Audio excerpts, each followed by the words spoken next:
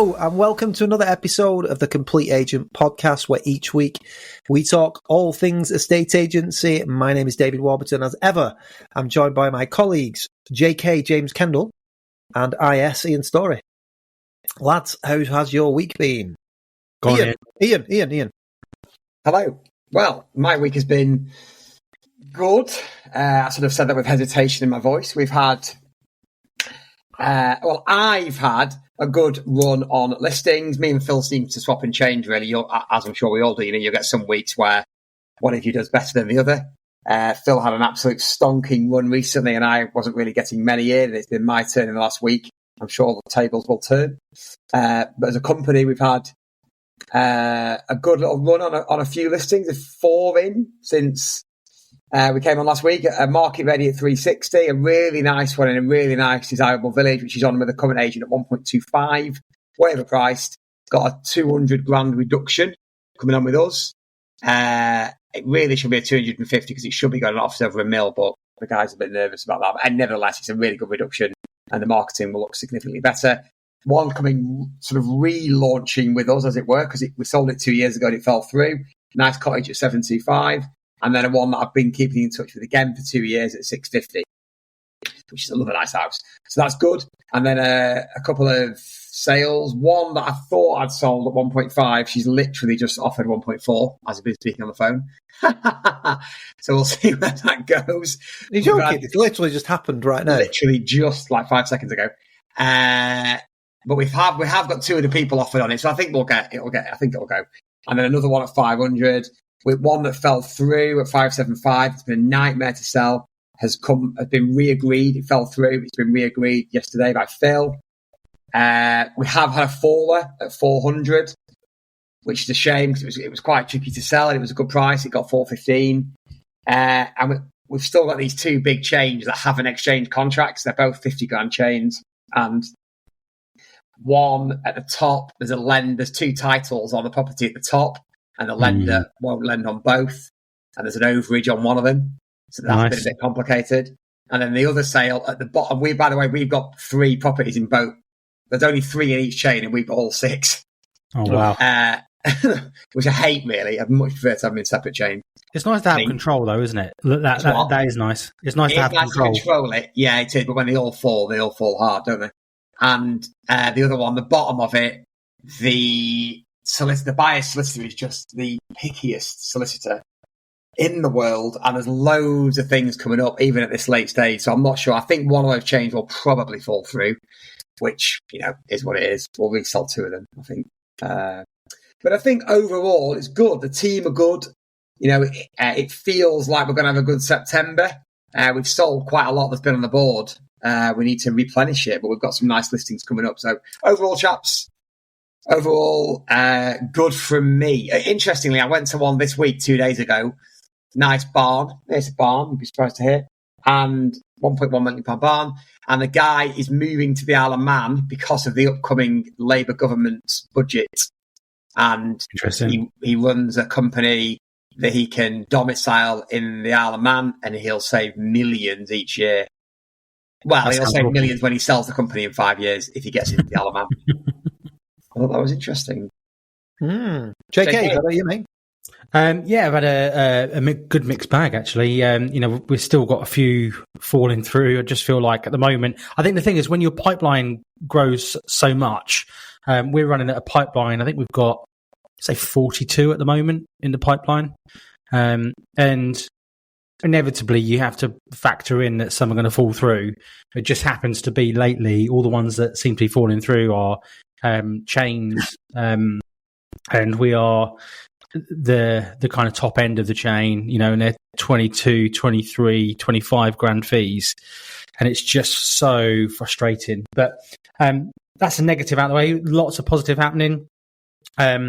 Rich has just secured a new build development in the village he lives in. He priced it originally, and they gave it to another agent that actually sold the land to him. I think they used him a little bit in the beginning, which we both know they did, but you got to be in it to win it. Throw your hat in the ring. Anyway, we've got 4 instructions now off the back of it, and they're all really nice high spec houses. And also, they were that impressed on the site meeting that they've asked us to look at selling another development nearby. They haven't got an agent on yet for 40 houses, so that could work really well if that comes off. Some really nice listings, some from the Not on the Market letter that we sent out earlier this year, not the current one. They've just landed, and we've had a few Val's books, but I've been to some really nice ones. Got instructed on one I think we spoke about on the pod last week at 1.2. Really nice house. Should be fairly straightforward sale because it's on one of the best roads in Bedford. People want to live there. It's priced right. The sellers are motivated. They're just lovely people, to be honest. All my clients were like them. Life would really be easy. I've put another 600 grand on. I've sold a house this week as a result of one of the letters. That's 1.2. We've got some good stuff happening, and as you said, Ian, it feels like there is positivity in the market, and I feel like people just want to get on with it and buy houses. A lot of activity, and some of the houses, I think we spoke about it off air, some of the houses we're getting a lot of interest in are homes that have been on the market for 60, 90, 120 days prior, with not a lot of action, and all of a sudden we've picked up and had a fair bit of interest, which is interesting. I think a lot of that is attributed to the interest rates and the sentiment in the market. But yeah, another interesting week, and some good vows, some interesting vows. Always interested to hear what other agents are telling people and how prices are being delivered. We'll talk about that later on. But yeah, that's me. How about you, Dave? Yeah, good, thank you. I didn't have a follower this week, which was disappointing. A step in the right direction. It felt like they were coming in thick and fast. Obviously, I've just jinxed it, and we're going to get 4 tomorrow. So apologies, team, if you're listening. That's my fault. But no, it's been a really good week. Plenty of Vals. My word, my diary is just disgusting at the moment. I can't catch a break, which is not a bad thing. There's some lots of good stuff going on. We've got loads of take-ons. I'm doing 3 take-ons tomorrow, lads. I don't think I've done that sort of thing for a long time. I just cannot fit things in. I know. All really good houses as well. I've got more market-ready houses than I think I've ever had before as well. A lot of people... I tell you where that's come from. A lot of it has come from what we've been saying in our letters that we send out in the Not on the Market letters. So for sort of... for people listening in the Q... I can't remember whether I referred to it in the Q1 letter, but certainly in the Q2 letter, it seems strange to be saying it in around sort of... June, July, but people, when you start mentioning the word Christmas at this time, you think, bloody hell, it's miles away, but it's not. It soon creeps up on you. And a lot of people are starting to think about what to do next year, early next year, and making plans. And it's good to get in people's heads. So we've obviously put in some subtle stuff into our Not on the Market letters about maybe getting your home market ready. So get your photos done, especially when you're doing nice houses, mid to high end houses. They've usually got decent land or gardens. So just getting in the heads early to say, if you were to photograph your garden now, it's going to look great on the pictures when it goes live eventually, if you do end up wanting to sell towards the end of the year or early next year. So I've done quite a few of those. Got quite a few going market ready and not actually selling until either later in the year or early next year. So that'll be good. They're going nowhere. They've paid marketing fees. All the stuff's done. So that's good to have in the back. And of course, they'll sell if somebody's on the books wanting to come and view it beforehand, which is always nice. Well, my company's called Frank Modern. We're based in Greater Peterborough. Training for 3 years. Been in the industry for 19 years now. I've worked in London, Sheffield, all over. Really, had a great day today. It's been fantastic. Good, thank you. So you feel like your membership has been giving you the value that you were expecting, or exceeded it, or it's exceeded. It's fully rounded day today. Okay. So it's covered lots of touch points and lots of areas where some areas are strong and some areas where I've identified there's work to be done. Yeah, great. Okay. And just tell me what you would say to someone who was thinking of joining the Complete Agent. I think for me, it's been around like-minded people. It's lonely when you're at the top. You don't always have people to bounce off. And I think having people that aren't competing with one another in the same room, we can be very open, and everyone's there to help one another. I think that's, for me, real great value. So yeah, lads, plenty of valuations, plenty of take-ons. Again, I know it might seem like I'm just giving a shout out to the TCA, and maybe I am subtly, but we've booked 18 valuations from the last not on the market letter that we sent, which is just a phenomenal return. They're all high value homes, and I'm just getting really great feedback from them, saying that it's a different, nice, refreshing approach. People like reading them. And of course, I got one today that had been returned to sender. Stop sending me this junk. So just to balance it out a little bit, people do write back and say, piss off. If you're not getting those, you're not sending enough. You know what? Yeah, exactly. This thing that I'm taking notes on here is one that, as you can see, this is unsolicited mail, and we have asked them to stop sending it. Do not send further mail. Send them again. Send it again. Yeah, send it special delivery next time. Time for also agreed some decent sales as well this week. Tied one up at 1.27 million on a 1.3 million asking price, which was nice. Just had an offer that, as I came onto the podcast, of 922 on a 950. I think we're going to get that tied up. Had an offer at 650 on 650. So there's some good stuff happening on that 1.27 million one. As everybody knows, we do lots of social media, and is that one with the video where the house falls onto the plot? Yeah. I love Great that video. Yeah, I love the video and the music. Like, it's so good. It was really good. One of my favourites. That, and it was really good to do. Yeah, he just got it. He just got what we wanted to do. So yeah, it was good. But on TikTok, I've started to. I mean, a few of my videos have like hundreds of thousands of views, so I've gained quite a few followers from that. And you just get constant comments. And there's one this week. She said on that particular house as well, actually. So it's like what one. I always put in the headline what 1.3 million gets you in Ramsbottom. And of course, you get lots of different comments. And this one said, I have been an estate agent in Ramsbottom for 15 years, and that is the biggest rip-off I have ever seen. So I was like, that is brilliant. So I replied saying, okay, what agency do you work for? And she's all of a sudden he or she has gone silent. And they've got a stupid name. But I just wanted to say, it's sold for 1.27 million. Piss off. Yeah, brilliant. Sorry. We had something like that in 2020. Rich sold one in a town we don't do any business in, called Raunds, which is just up the road from.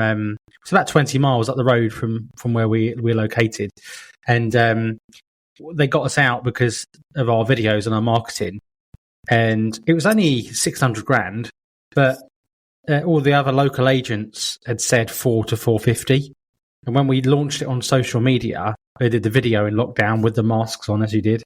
One of the local agents, I kept a comment. I've still got it on my phone. And the agent said, 600K? No chance. I valued that at 450. It's a nice house, but you'll never get anywhere near 600 for it. Anyway, 1 week later, 600K cash from a couple from London, completed in a month. Nice. I responded just to let you know it's sold full asking to a cash buyer from London. Yeah, great. It's great. I had one the other month when it went up, and it's a stunning home, right on the mid range, 475, and somebody had said something similar, like, "Oh my god, that is an absolute rip off." And then we had a bit of an exchange, and he went, "I await the sold board in anticipation." And I'd already got an offer. Wait no longer, Wesley. Yeah, Wait no longer. I just didn't want to say anything. So you just don't want to, because if it falls through, things like that. So I want to wait until they complete, and then I can go back to these people and say, well, there you go. I mean, we've had a load of those. I've mentioned quite a few in the podcast in the past where the social media goes mental for some of the wrong reasons. But to be honest, just going back to that comment from this supposed estate agent, it's just a fundamental lack of understanding of how the property market works. Yeah. Normally we're complaining, aren't we? That there's, and I'm going to touch on it because I've had a couple of these this week, where agents are massively overvaluing because they don't know how to value all the time. They're comparing apples and oranges, and they're not really. They're just giving their opinion, which we know is a flaw in itself. Don't give an opinion, give statistical fact. And that there, when people do make these comments, it is good to be able to articulately respond and sort of talk about, well, this house is 3,200 square feet. It's X pounds per square foot in the area. Da. So actually, it's on the money, but ultimately, it's only worth what someone's prepared to pay. Your perception of the value is lower than what somebody else's might be, and in this case, it actually is because someone's paid almost full asking price. So it's just really frustrating. I mean, I don't know what you think, lads, on price, but I was thinking about this yesterday when I was talking to an owner, and it just sort of came out in the valuation. And I was saying, I said that properties don't have a price tag relating to value. They're asking prices. So it's like if you go into Tesco and you pick up a tin of beans. I can see. Can we just clarify that this is you making an analogy, not me? This is me making an analogy, not you. Yeah. So but if you go to Tesco and pick up a tin of beans and you know it's £1, and then you get to the till, you're not going to say, "I'll give you 70p for this," are you? So try it. The tin of beans has a price tag, and that's what you have to pay for it if you want it. A property doesn't have that. It doesn't necessarily actually have a value until someone actually goes ahead and agrees a sale and buys it. So my point is, it's there to be negotiated. So if your estate agent is just giving their opinion, it's almost irrelevant because it's only worth what someone's prepared to pay. Am I right in thinking, Dave, that you would personally say, maybe the valuation is subjective? A very subjective thing. I've not used that for a while, actually. I bet people are upset about that. But yeah, it is only worth what someone's prepared to pay. So follow the data, the usual thing. But I just thought, again, I've talked quite recently about light bulb moments in valuations, and I found that this one went off a little bit yesterday when I put it to him like that and said, your house doesn't really have a price tag. It's not like they don't have a value. You don't come out and say that's what it's worth. We put a price on it, and 99 times out of 100, a negotiation is going to take place. Something just clicked in my head, actually, just talking about values. So I'm advising one of my clients who's trying to buy at the moment. He was going to exit and just pay his redemption fee and move on. But he said, look, I'm renting this place temporarily where I'm at. I'm looking to potentially buy it. I actually went round there and helped him out and gave him a value on it. The person that's selling it has basically offered it to him at about 80 grand more than I'd valued it at, because he knows that he wants it and he knows it will be convenient. And I said, look, there's no way that it's worth that sort of money. But then he started justifying it and said, well, look, in my head, I thought, well, look, because I've got such a cheap mortgage, I could buy it at this, and effectively, without the exit penalties, it would save me 40 grand. And I said, but by that logic, the reality is this house is a stopgap. So you're going to want to sell this in 2 years. So you're kicking that 80k. You might save 40k now by not paying a redemption penalty, but you're going to kick an 80k can down the road. So just because it's cheaper to save 40 now, you might lose 80 later or more because you don't know what the market's going to do. And I just said, really think about it. You're better off. If you've got 8 weeks to buy a house, you're better off finding somebody that needs to sell fast or has maybe got a chain broken where you could pick up the slack as a relatively chain-free buyer and buy somewhere in 8 weeks that benefits you at a lower price. Because that way, A, you'll save 40k because you haven't got to pay off your mortgage, and B, you'll buy at potentially under market value because you've picked up a decent house. And we're talking about 800-900 grand here. So, we're not talking about buying a 2-bed semi, buying a decent house and recovering. I just think that's massively valuable advice that no one else has given to him. And, he's a smart guy, but he's just in a situation where he's like, I need to do something. And I think sometimes, again, it's that age-old thing, isn't it? Making sense of the data, articulating the data, but also making sense of the position and giving people your expertise. Because I had a chat with a couple today, classic example, and I'd mentioned it before we went live. I went there today. They'd received the letters. They'd been on the market 4 years ago. They hadn't gone back to that agent. They'd had a couple of agents out prior in the last sort of 6 to 12 months. And they said, on value, just talking about valuations. And I'm the only person that's ever done a valuation at their house based on data. Everyone else has said, oh, well, that house around the corner was sold for this. It's a 4-bed detached house. What do you want to put it on for? And they've kind of done the whole, and I did laugh, and I could see you guys smirking when we were talking off air. That the agent basically said, it could be 850, could maybe 8, but possibly, depends on the marketing and how things go. Maybe 750. Worst case scenario 650. So, what is it? 650 or 850? Like they're almost literally waiting for the clients to go. Yeah. Which one did you say yes to? Was it 7? Was it 8? Was it 850? Yeah. And that's what's dangerous because and there's no professionalism. There's no data. It is purely, it's not even opinion sometimes. It's what do you want to do and how do I get your business? Yeah. And I just said, look, I actually, so the level I went to, so obviously I do a couple of different things.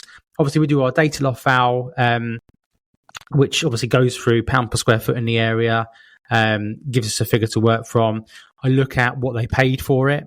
Now this was another thing.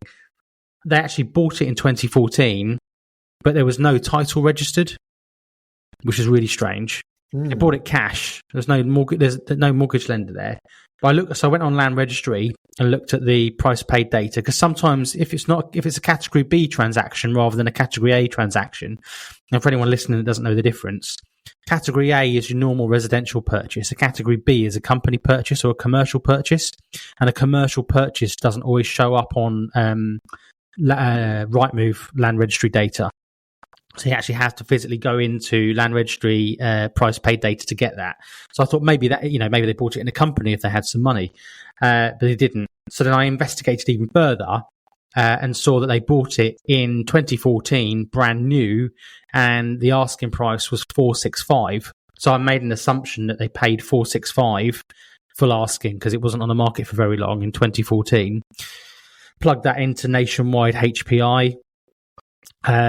And that gave me a fix. The Nationwide HPI for the outer southeast was about 44% from when they bought it to now, which gave me one figure. And there was a few different things. So there was that. I always look at what Zoopla says just because I need to know what I'm up against. Because a lot of the time, Zoopla is your house is worth £5 million. Input your data here, and then you got the client saying to you, well, Zoopla says 950. Well, if Zoopla said 250, would you believe Zoopla? And that's what I always say. It's great that you say that, JK. Yeah. I've never really said that to a client. I usually just say rubbish it and say, look, it's an algorithm. Takes account into an average. Your house might be different to one next. But if you put it like that, I think it's another light bulb thing. You know? It is for me. You're right. If it said something completely ridiculous the other way, would you accept it? Yeah, and the answer is no. So I go through that, and I basically come up with a couple of figures on the sheet. I look at what's sold. The other crucial thing to do is the best price guide, and I go through everything that's on the market within maybe a quarter or half a mile radius, depending on what the property was. This was just your 2,000 square feet, 4-bedroom detached. And what I do is I break down all of the square footage, which is quite difficult sometimes to do because not every agent puts their square footage on their floor plan. So you have to go into the EPC register and hope that the EPC is correct, and it hasn't got an old EPC that's then been extended in the meantime, and you then have to work that out. So then it gives me a good metric of what's on the market now and what the current under offer price is and what the pound per square foot is. If we make an assumption that it went for the price that it's up for, asking price achievable pound per square foot is X. And then I said, look, we've got this house. So it was quite a spread of pound per square foot in the local area. And one of the things I did with Dataloft is get quite specific. So the postcode for this house, let's just say it's MK431. MK431 covers, I think we've covered this on a pod before, but it covers quite a wide area. And within that area, there's all different varying hypermarkets. So, for example, you might have Bromham, which achieves on average £350 a foot. You've then got Biddenham up the road that achieves £420 a foot. And then you've got the town centre, which is £350 a foot. So it kind of skews the figures. So what I do within Dataloft is get hyper specific around that area and actually look. So I print off the data for that area, so MK431, and show what the area does. But then I show how specific we get into the nitty gritty in the actual data and go, well, look, within this actual area and within our market here, this is what the data says. This is what it was when you bought it. This is what it was pre-COVID. This is where we are now. This is the pre-COVID peak. Explain the peaks and the troughs in the market. You know, this is when obviously interest rates were started to get hiked up in the mini budget. Things were, 0.1%, people were getting 2% mortgages back then. And to quote you, Dave, light bulb moments for people where, people were borrowing 300-400k at around £1,000 a month, and people had 6-month mortgage offers in time to buy. So, even though people were completing in November, December, January of 23 after the mini budget, prices were still high because they were the last of the people that still had their 6-month mortgage offer. But then after that, you can then see in a lot of the areas that we cover that there has been a slight dip and then a recovery. And it's just being able to go, right, well, look, this is what this is. Anyway, bottom line is, I said, look, here's a couple of figures. This is where the data says it is. My job as an agent is to market and negotiate for you. So this data has given us a point in which where, if a surveyor was to come and view your house, this is what they would be looking at. And, at the top end of the market, where there is more liquidity, it's a different story because, the whole subjectivity goes out the window, because if someone wants to buy something at 2 million cash, they'll buy it at 2 million cash. If somebody is buying in the mid to upper end market of between, 600 and 1.3, you've not got to just convince them, you've got to convince their bank as well. Mm-hmm. And if the data is too far out, it's a long road to climb. And I think if you launch a house on the market at the moment, I think everyone knows, that's listening as well. If you get it wrong, very quickly. Yes, we talk about patience, but if you get it wrong, very quickly where you're at. So I gave this data and they said, look, we've never had a valuation like this before. We're really impressed. We really like your knowledge. And it just couldn't go on better, really. There's not going to be one for now. It's a classic, not on the market letter where they've got it. We're not selling now. They're just waiting for their daughter to move up north. When their daughter moves up north and they're settled, they're going to move near her. I said the ideal time to sell their house, if we're going to do it next year, is going to be in February. So I said, look, if you get the paperwork signed, send me across the marketing fee. What we'll do is we'll get you market ready and get it while the sun's shining. And then in February time, we can launch a bish, bash, bash. Love it. Bloody love a market. Welcome to the JK podcast. Love a market ready. I do obviously had a show. Can I talk? Oh. No. I do love a direct listing, obviously, because you're going to get paid quicker. But I do love a market ready. I love a cheeky market ready. We did one last thing today, middle of Tarpley. 800 grand, 2%. He's paid the marketing fee, 750 plus that front. They will move. The house is like 2,200 square feet. Old couple, lovely old couple, need a smaller house. And they'll find something because stuff comes on. And the first thing they'll do is ring us, and that'll be straight on the market that day. And they just sort of, I love market readies because they sort of, you don't forget about them, obviously, because you've got them on a list, but they sort of surprise you sometimes, don't they? And you think, oh, brilliant. I forgot about that one. Yeah. On the market within 5 minutes already. I've got a market ready house that eventually, when she's ready and the video goes out, I seriously, I look younger on the video. So much like she'll ring me every so often and say, like, David, I've seen a house. Will you give me your opinion on it? I said, who's this? She's like, it's Joanne.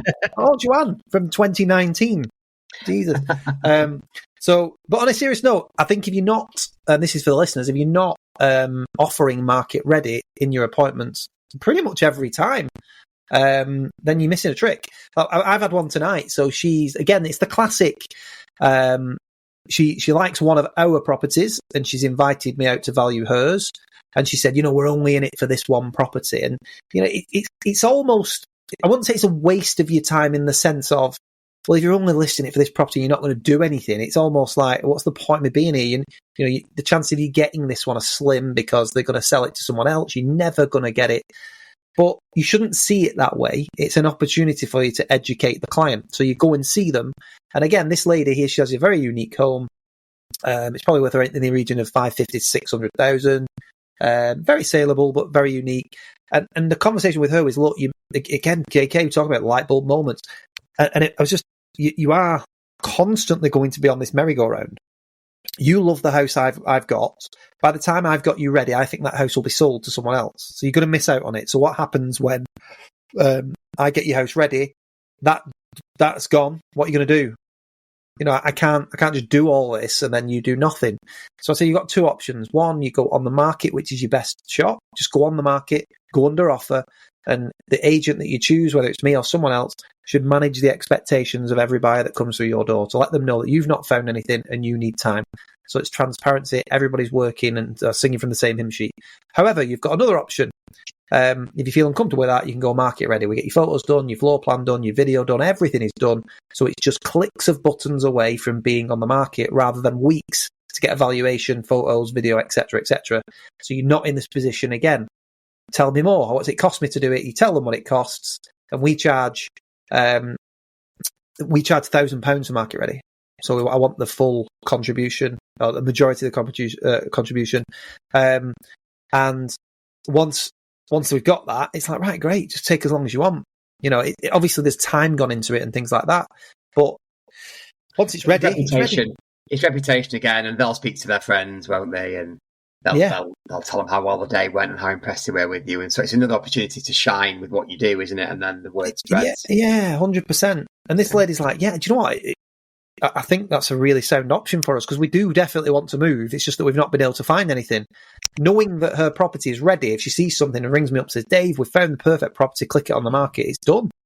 So they're good to go. So I think you should be talking about market ready on every single appointment. On the one we did last thing today, there was the house next door is another nice house, and it's an old couple, and he was sat in the window sort of watching what we were doing, this old guy, and I thought, I'll get speaking to him one day because he's another one that he'll move at some point as well. He's that kind of age. He saw like Vicky in the styling van outside and all that. Brilliant. Really, really good. Just going back to the valuing, one of the ones that I mentioned earlier on that we've got coming on, which is off the back of a not on the market letter, even though they're on the market, obviously they'll still get it because we send them to council tax bans, irrespective of whether they're on the market or not. It was on at 1.25, way overpriced. It's $1 million on a good day. So I said offers over $1 million because that's what the data thinks.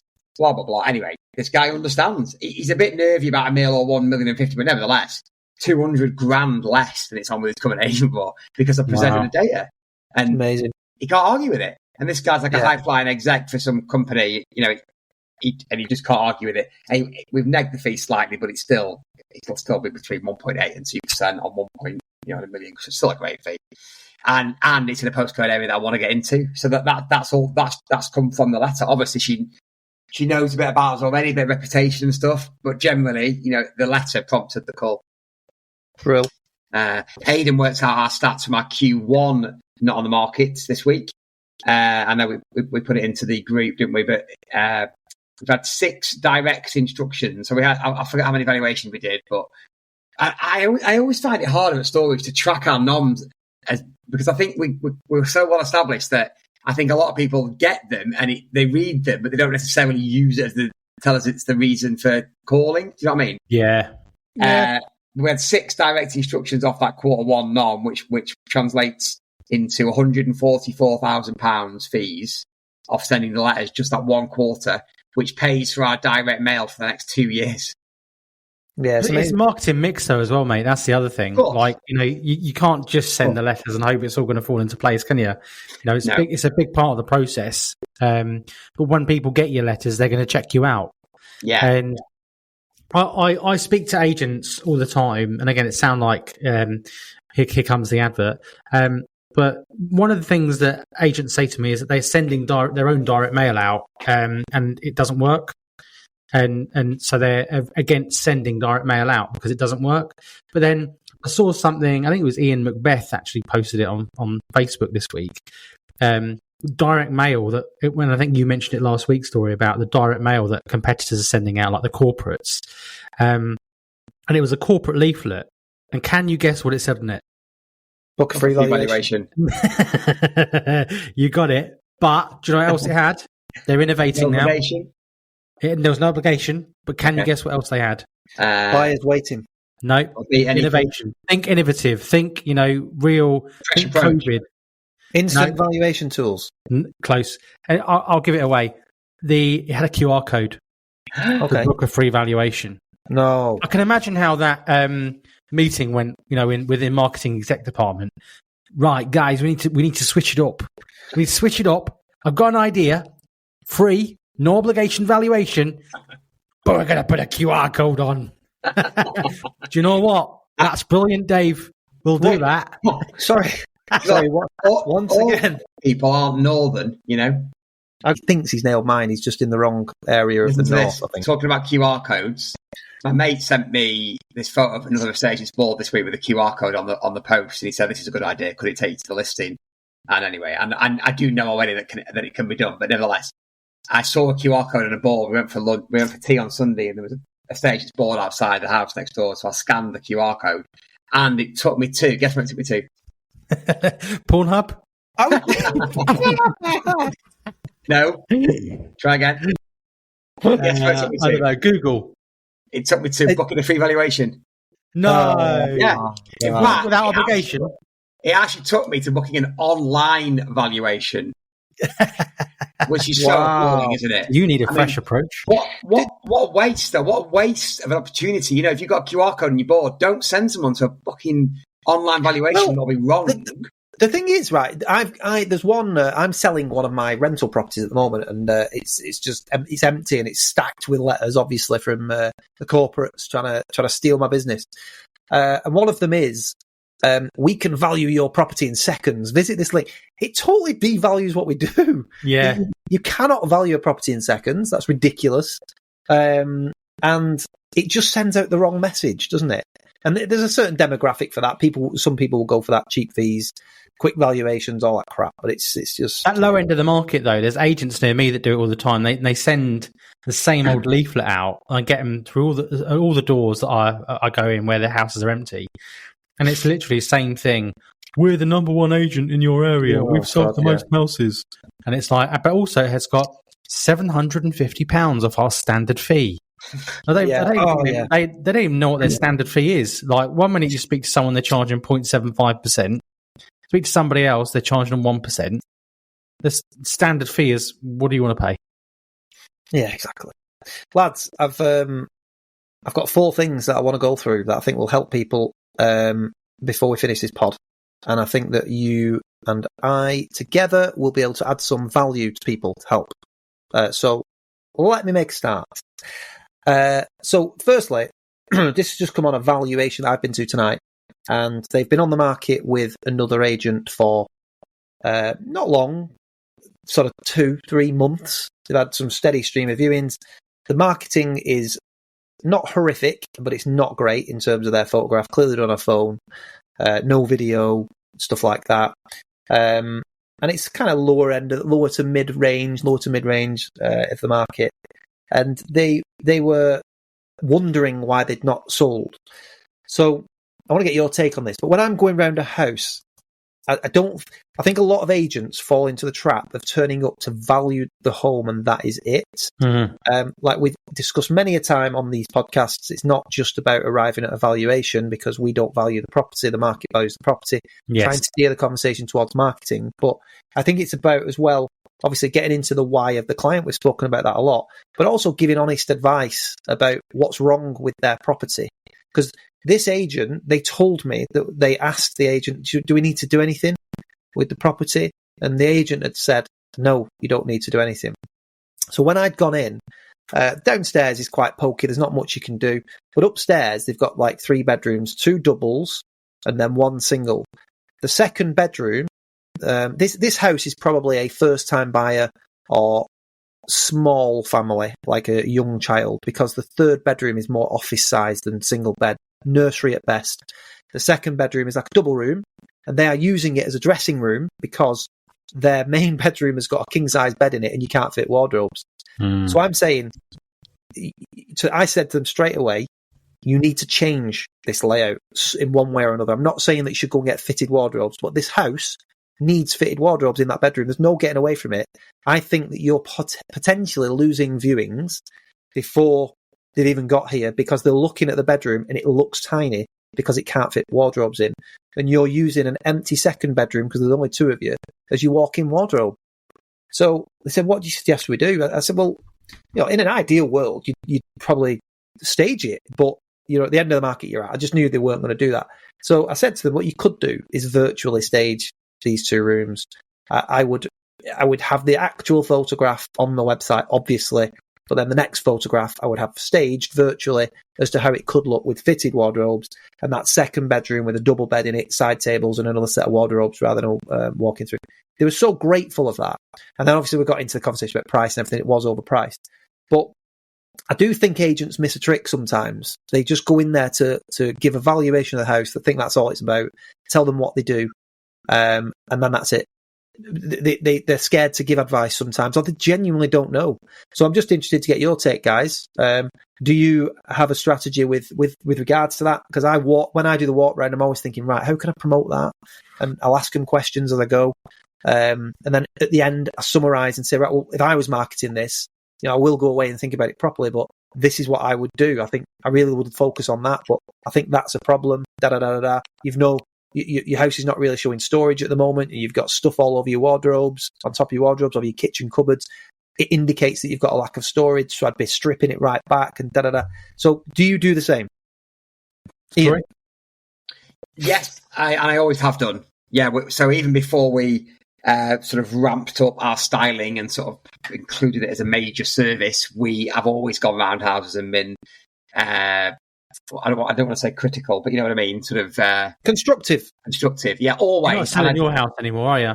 You're no longer selling your home. You're selling your buyer's next home. I developed a reputation quite quickly for being honest with a cheeky smile to everyone, and I think it spread your reputation far and wide. The amount of well-to-do, nice middle-class ladies who've been offended by me asking to remove their cushions or bunting or. But the thing is, though, jokes aside, it's that light bulb moment again. You're no longer selling your home, you're selling your buyer's next home. But otherwise, you don't say it, Dave, as well, do they? So, so many houses you go to, and it's either the valuation before it's gone on the market at all, and you're the only one who's saying it, or it's on the market already with other agents, and they've not been told that. Yeah, so, they need to know it anyway because it'll help them to sell it and get a better price, but it also helps you and your reputation, stand out. Yeah. But I think you have to know. So it's like, if I'm saying to them, you're no longer selling your home, you're selling your buyer's next home, light bulb moment, okay, get it. Right, so who's going to buy your home? Well, it's going to be a first-time buyer, or it's going to be a small family. You've got stuff all over your top of your wardrobes. You've got stuff on the top of the kitchen cupboards. You've clearly got a lack of storage here. So what are your potential viewers going to think when they walk into this property? Or, as they are seeing it right now, online. They might not even come and view it because they can see your photographs and you've got stuff all over the top of your wardrobes. In your master bedroom, you haven't even got any wardrobes. You've chosen to go for the biggest bed in Benson's. It's just, that's Benson's for beds. I don't know where that's... We interrupt this podcast to let you know that this week's sponsor is Benson's for Beds, where you can get small, king size, and double beds, all at a reasonable price. So there you go. Again, just going back to that, but I think it's so important, and it's another way to help win instructions. I mean, they just really appreciated the honest advice tonight, and it's also showing that you're not just thinking about the fee, you're not just thinking about what the val is. You want to get it sold. The job's there. You're there to get it sold. Yeah. Next one was seller reviews. So we've talked about this a lot. The reason I just wanted to bring it up tonight is because, and I said tonight, guys, we are recording this on Wednesday night because we can't do it tomorrow morning. Dedication. The reason I wanted to bring it up tonight is because I think it's really important that you do them now. You should be doing them every week, but we've been speaking to a lot of our clients saying, sit tight. There is the September market to come, where it's likely to be a busy autumn. And if you look at the HPI and all the feedback from Rightmove, in fact, I was looking at the HPI before we came on. The number of sales being agreed is 16% ahead of a year ago. The number of potential buyers contacting estate agents has jumped from 11% to 19% since the base rate announcement. So it's a lot busier. So with this sort of information and the trends that we're seeing on Rightmove, it's easier, I think, more than ever, to get your price realignment. I've got some crackers, I think, that are going to realign the price over the next couple of weeks. We've just been waiting. I made some calls in the car today on my way to a take on, and got some really great feedback. So I would highly recommend that people are doing that. Are you guys being a bit more forceful with them at the moment, or? I think you've got to be honest with people, because you can sit there and we talk about the 3 Ps and the 4 Ps now that we spoke about the other week, but I think it's the clients that are motivated that want to get a move on. Is the objective to get the absolute top best price, or is the objective to move? And it's your time in the market. So if you're waiting and holding out for that extra 25k, can we realign the price by 25k and will your onward give you 25k off? The chance is yes, they will. If you're in the market and the house that you're after is also unsold, it's probably more of a pricing issue than it is a presentation or promotion issue. Because, ultimately, even the worst presented houses will sell at the right price. Obviously, they won't achieve as much as they could have done if they weren't marketed properly, but, anything will sell at a price.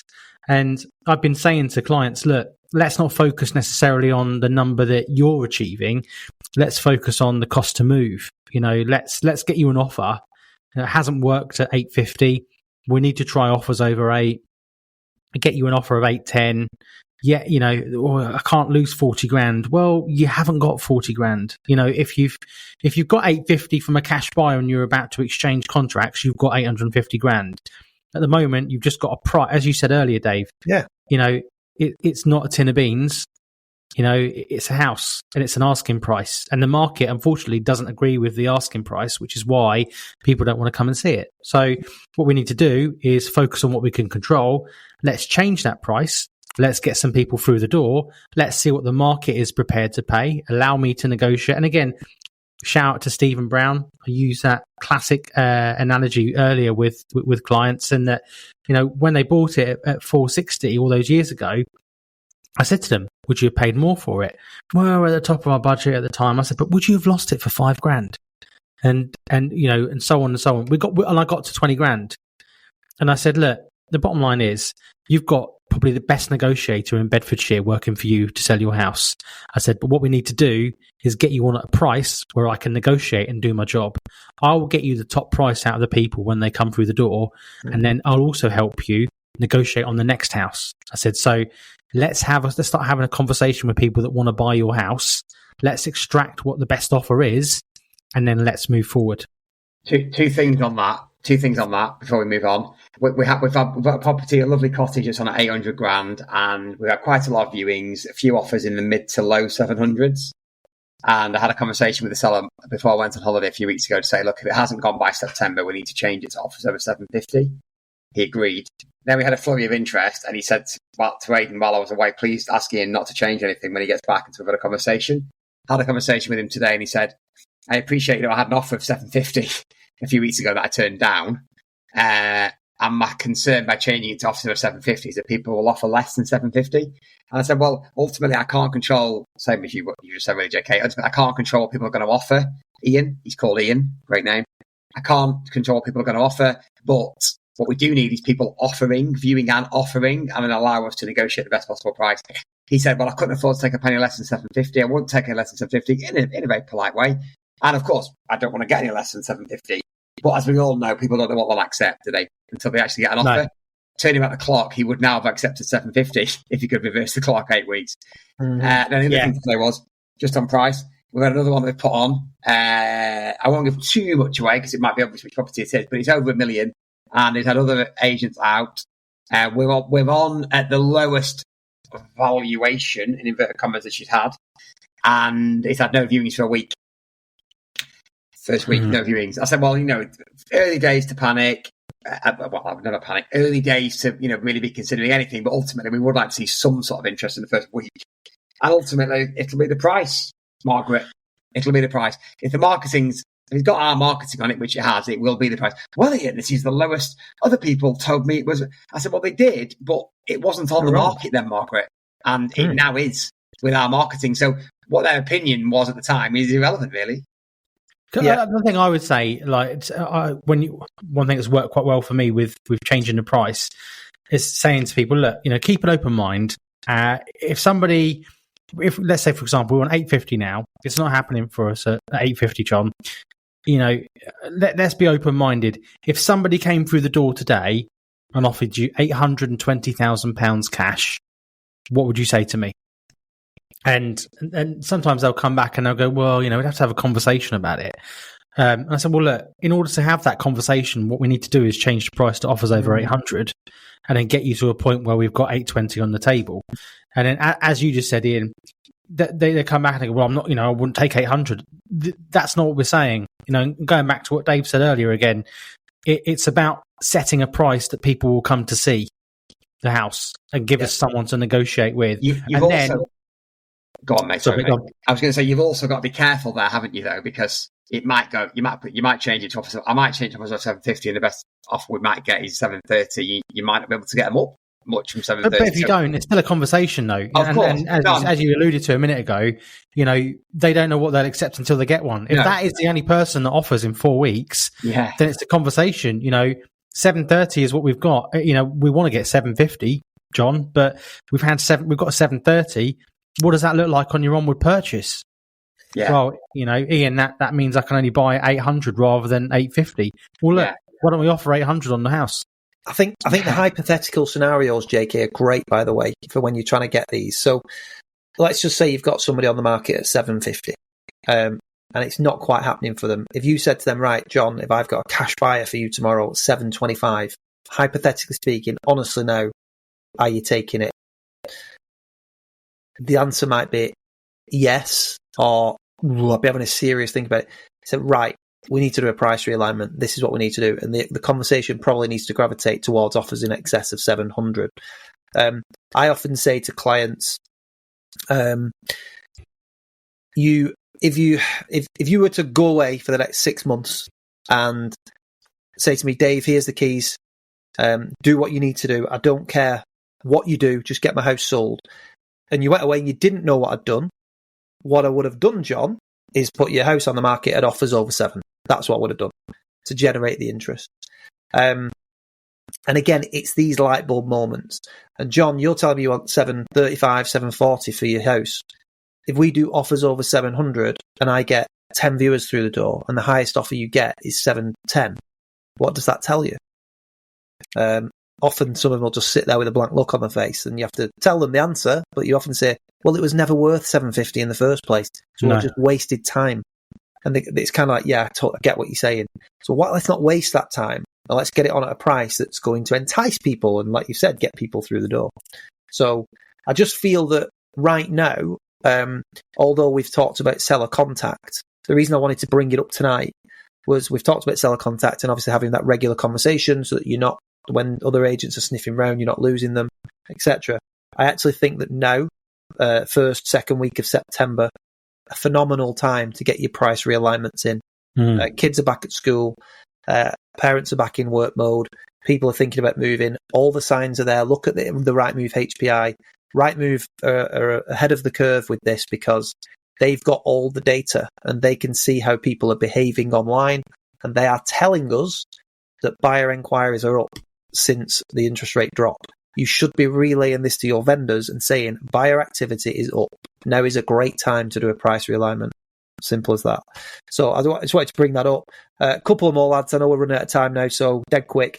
I'll do the contracts one. So we had somebody put in our group, didn't they, this week about what do you do about? I don't think it was actually. It wasn't. Was it related to contracts? Or it was more about.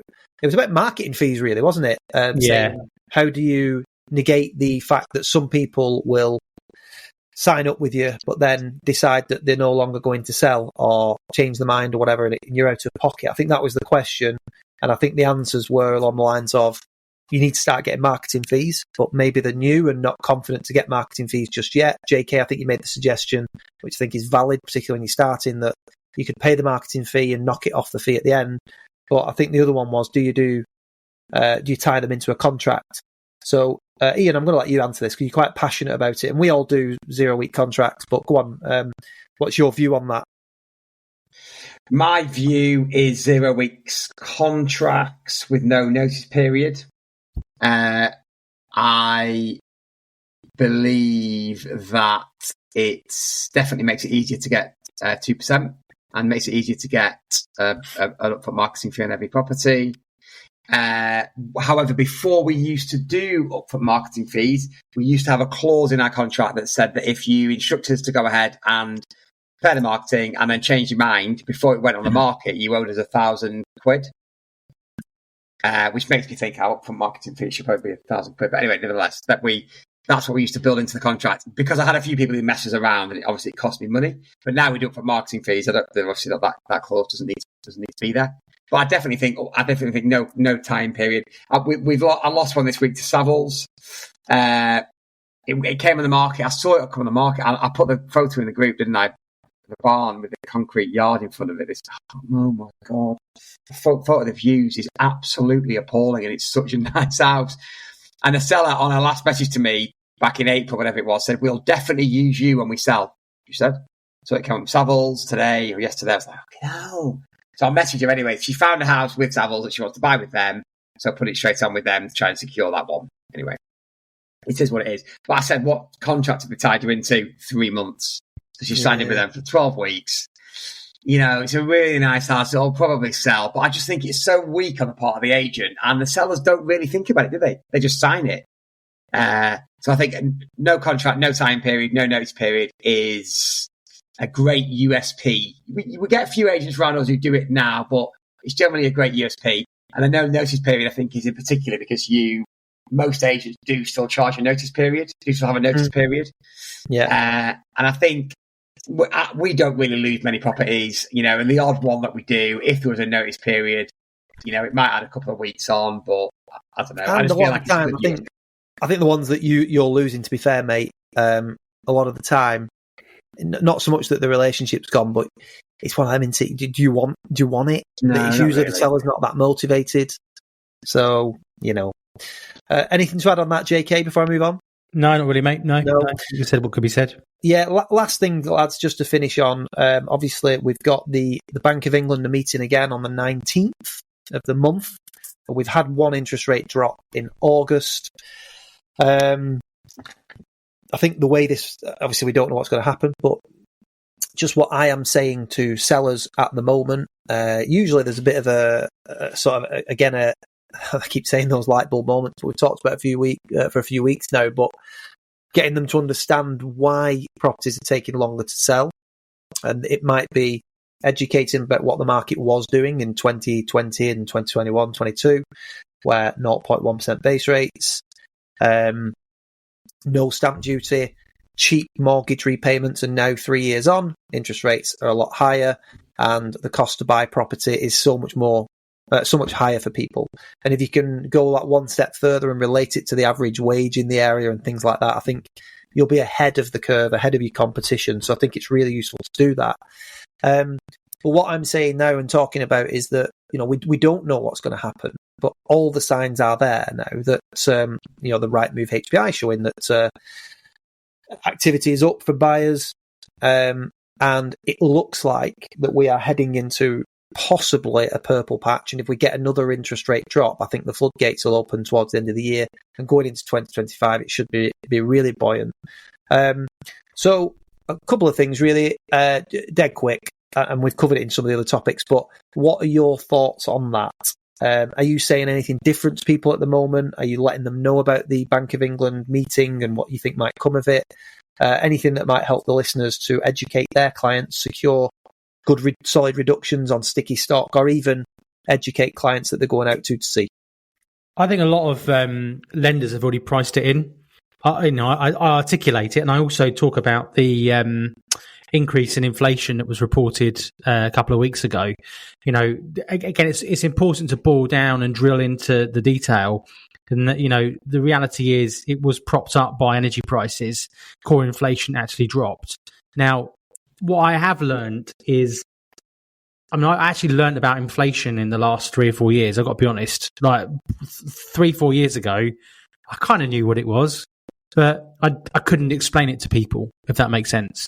Whereas in the last 3-4 years, I've really leveled up myself. Learned about what quantitative easing is, learned about things like inflation, core inflation, how that impacts the market, what that means, talking about inflation eroding debt.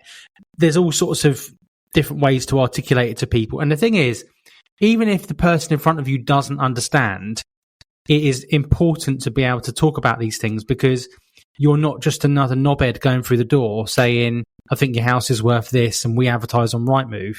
You're an expert. And I think that's especially important at the mid to upper end of the market. So what I'm saying to people is, especially, if I'm doing seller updates or I'm meeting new people, I'm saying to them, look, this is what's going on in the market. Because, if you ask an agent about the market, I guarantee you 95% of people you ask about the market, if you're selling your house and they're sitting in your living room and you say to them, what's the market like? And I'll go, yeah, it's all right. Still selling houses. The house is still selling. People looking. Brilliant.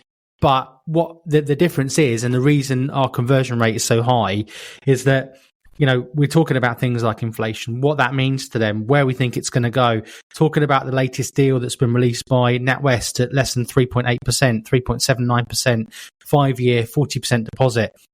How does that affect the market? You talk about light bulb moments, Dave, in terms of, what does that mean? Well, 2-3 years ago in the hottest market of recent years, the average person of a 300-400 grand mortgage, again, I spoke about it earlier, borrowing £1,000 a month for 400 grand. Now it's 2.5. The buying power is reduced. There are less buyers as a result. So in turn, prices have obviously taken a hit. Not as much as you would have thought they would have done, but they have taken a hit because the buying power is reduced. So it's all about getting the price right. And I say, look, there's more in the market now than there has been for the last 8 years. I can show them the data to articulate that. Can also show them the data from the Rightmove data science department. We probably do need a science department. Yeah, I'm coming across the other side. I can see a man. He's telling you to make an offer. The Rightmove science data department that says, about houses are 1.35 times more likely to fall through. There's so many different things to articulate to people. And I have the data in front of me to kind of hand out to people. And I just think it's just being well informed on the market, because, as you say, Dave, and I also say, and I'm sure you do, Ian, as well, to people that you meet, we're not here to value your house. We're here to market your house, and we're here to articulate the data for you to make an informed decision with your most valuable tax-free asset. Do you know what? While you're saying all this, it would be useful for anybody who struggles with this sort of stuff, just to get a few phrases in the head, learn it, so that you can articulate it when you go into the appointment. And what I mean when I say learn it is literally practice saying it, so that when you're getting it across, you can articulate it and get them to understand it. Because I think that, you touched on the mortgage stuff then, JK, it's so relevant. So if you know what you're talking about, like to say that the best available 5-year fixed rate deal is now 3.83% for those who've got a 40% deposit. So that's miles better than it was before the mini budget in September 22. So it's easier now for people to get mortgages at that kind of level. So it's probably going to give a bit of growth on the market. They'll be nodding along with you. And, it just shows that you know what you're talking about. So learn that sort of stuff. It's really, really important. And you will win more instructions. And on that note, we are just under 2 weeks away from our mastermind in September, which is, can't wait. and where we'll see all of our members in the room, and we will talk all things estate agency. We've got some good questions come in, some great topics to cover. And I don't know about you, but I'm really buzzed for it. We've had a little flurry of new members, haven't we, too, in the last few days, which is nice. Yeah, really good. Really, really good. So it is still not too late to join the party and join us in Manchester in 2 weeks. Don't go on our website though, because the website form doesn't work. That's a good Just point. going to put that out there. I had 3 messages this week, all from different people that said, "Hi, really love the podcast. Particularly you, James. You're amazing." May or may not have happened, full disclosure. But the messages came through and said we'd sent you an email through the website and it doesn't work. And I asked the gentleman that did our website to sort this out months ago, said it was sorted, and it still isn't sorted. So if you are interested and you do want to talk about joining, do not go through the website at the moment. We are actually having a new website done. So whilst we get that fixed, do reach out to us individually on Facebook and or any other channel that we're connected with you on, and we'll be more than happy to set up a meeting. I know, Ian, you've got a meeting with a lady on Friday in the morning. Yeah, one tomorrow as well. A lady on tomorrow and a lady on Friday. And we've got a bit of a special deal. I won't give too much away on the pod, but we've got a bit of a special deal for the mastermind. If anyone fancies coming to the mastermind, then we've got a bit of a special deal that we can offer you if you're interested. The members who were there last year were blown away really with how it went, and it was such a good day. I really can't wait for the next one in 2 weeks. But yeah, if you're interested in coming to the mastermind, then drop one of us a message and we'll see if we can help. Yeah, what is it? What are the exact dates? Is it 18th? 18th, is it? Yeah, 18th September. You trust in your diary, Dave? Yeah, I need to probably book that in. This is you're the most organised man in the world. Wow. Out of the 3 of us. Yeah. Yeah, It is. Yeah, I might need to just check my diary. Don't worry, I'm going to be there, guys. I'm going to be there. It's going to be great. So join the mastermind with me and Ian in a couple of weeks, and cancel a flight. Yeah. It seems like a good place to call it because it's best part of 10 o'clock at night. Hang on. Oh, sorry. Because I just realised that on the Tuesday night, Dave, it's probably not in your diary either. We're going for dinner with Heather and the guys from Street, aren't we, in Manchester? Are we? Yeah, to learn what they're. Well, you are. Well, to You're not.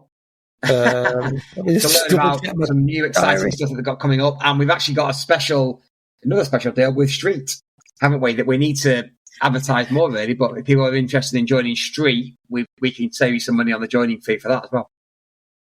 There we go. That'll be good. Where were we eating on the Tuesday night? Do we know? I've told Heather it needs to be Hawksmoor. She suggested KFC. Hawksmoor. No, I'm not. It's every time we go out, you choose Chinese. Come in. It's not. We Hawksmoor's not choose the Japanese because you love a Japanese, Dave.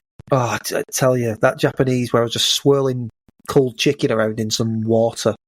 What was going on there? That was a terrible one. Culture, Dave. It's culture. Milton Keynes. Milton Keynes. It was awful. It was Yeah, awful. Soviet Milton Keynes, which we probably won't hold a mastermind in. No, please. Never. And if you're from Milton Keynes, do be offended because it's not. Doesn't matter. No one's going to join. It's my patch anyway. Exactly. Right, yeah, let's call it there. Thank you, everybody, for listening once again. We really, really appreciate it. And as the guys have said, if you want any more information on TCA, please reach out to any of us. And we will see you on the podcast next week. Thanks for listening. Thank you. Have a good week. Guys.